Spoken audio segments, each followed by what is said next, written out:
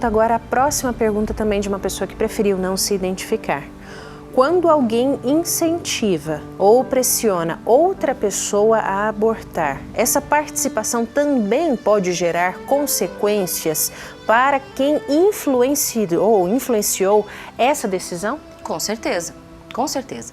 E isso não é difícil da gente entender, porque inclusive na justiça humana, na vida cotidiana, a gente entende isso. Quando uma situação acontece, não é só quem realiza um ato, por exemplo, um crime mesmo. As pessoas todas envolvidas entram no processo, não é? É claro que cada um responde, inclusive, proporcionalmente à sua participação.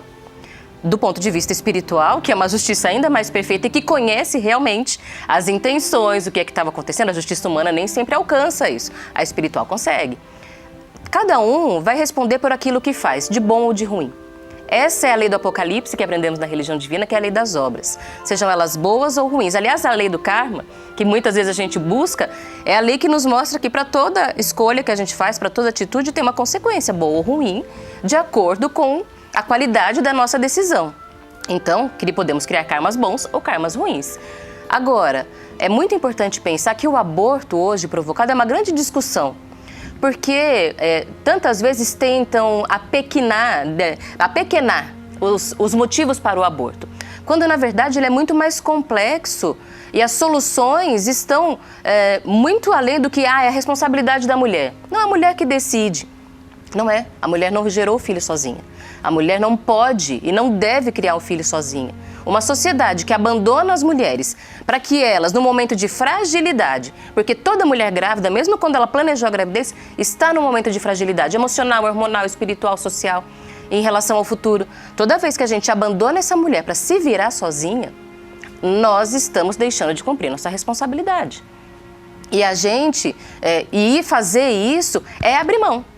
A vida é dela, o corpo é dela. E o que é muito real, porque na prática, quem realmente é totalmente impactada ainda hoje é a mulher, mas por um equívoco, porque ela não pode, ela não é um compromisso apenas dela. Um filho é responsabilidade do pai e da mãe, ou dos genitores, igualmente perante Deus. Não tem essa história de a mulher é mais responsável do que o pai. Todos são responsáveis igualmente. Só que muitas vezes essa decisão não é... Como essa mulher está no momento de fragilidade e nem sempre foi planejada essa gravidez, ela precisa da segurança do entorno para continuar seguindo adiante. Talvez ela não tenha conhecimento espiritual, o desespero está ali, a incerteza em relação ao futuro, essas muitas teorias de que depois você tem filho, isso vai acabar com a sua vida. E as pesquisas, inclusive, que acompanham mulheres nesse período mostram que a forma como o companheiro reage, ou a companheira reage, mas a forma e a família, especialmente os pais, são decisivas, essas formas, para a decisão dessa mulher. Então, a gente fala, não foi ela que decidiu, mas ela decidiu porque ela não encontrou apoio no entorno.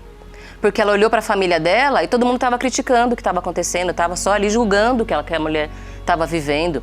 Não devia ter feito isso. Está feito. Não tem mais que se discutir o que não devia ter sido feito, porque a gente está falando agora de uma vida que está ali. E aí, essa família, e isso é muito comum, especialmente quando são jovens, porque muitos pais, mães, pais, mas querem fazer isso pensando no melhor para o filho.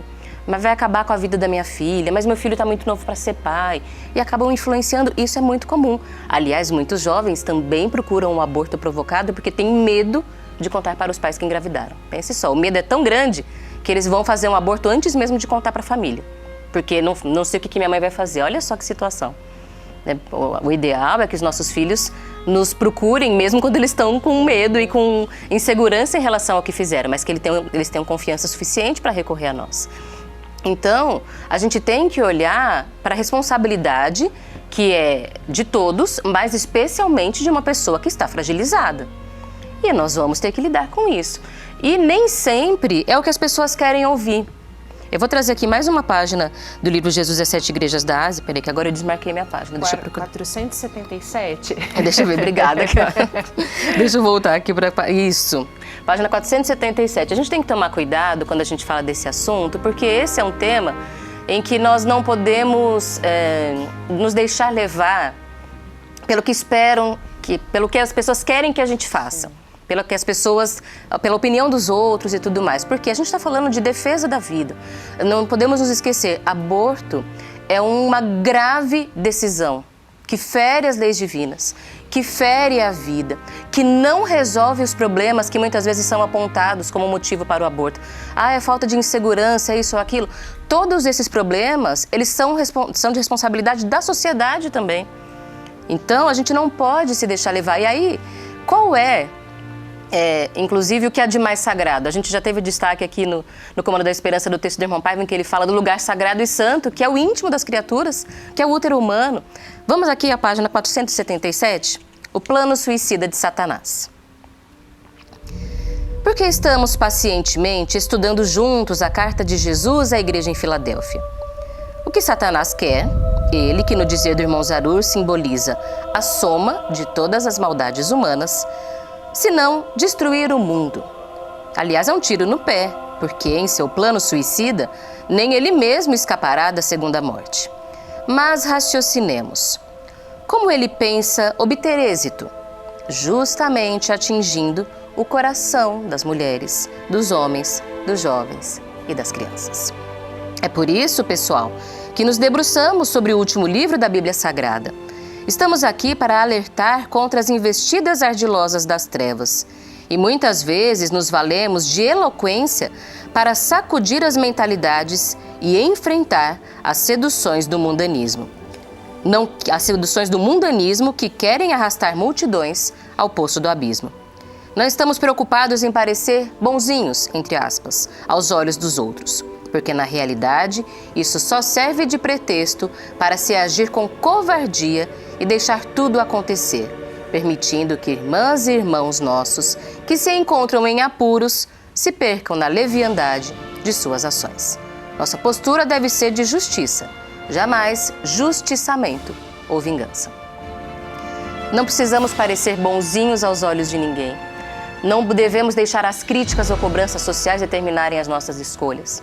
Mas não podemos ser omissos, não podemos ser covardes diante daquilo que é sagrado, que é defender a vida, que é proteger as pessoas que mais precisam de nós. E não ficar pensando nisso, eu tenho medo do que vai acontecer comigo no futuro. Esse não deve ser o fator mobilizante. A questão é, qual é o melhor que eu posso fazer? Para que é que eu vim para esse mundo? É para abandonar? É para julgar? É para largar solto aí, resolve se vira com o seu problema? Será que é isso?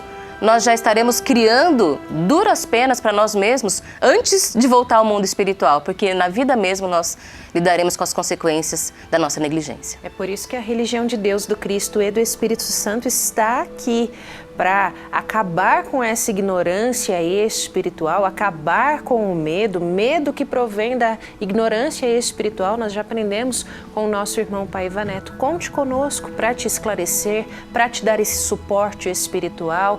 Nós estamos também com o atendimento pela vida, vale a pena lutar, por exemplo, já falamos dele aqui hoje no programa. Você pode acessar agora mesmo chatpelavida.religioãodedeus.org para também conversar com um missionário, uma missionária da religião do terceiro milênio, para te ajudar, seja a situação que for que você estiver passando na sua vida. chatpelavida.religioãodedeus.org. Um atendimento muito respeitoso, sigiloso também, gratuito, que acontece de forma online. chatpelavida.religioãodedeus.org. Camila, muito obrigada mais uma vez pela participação aqui com a gente. Eu agradeço a oportunidade. Viva Jesus em nossos corações para sempre. Hoje nós tivemos aqui a irmã Camila Barbieri, pregadora ecumênica da religião divina e também apresentadora do programa Viver é Melhor, aqui na Comunicação 100% Jesus.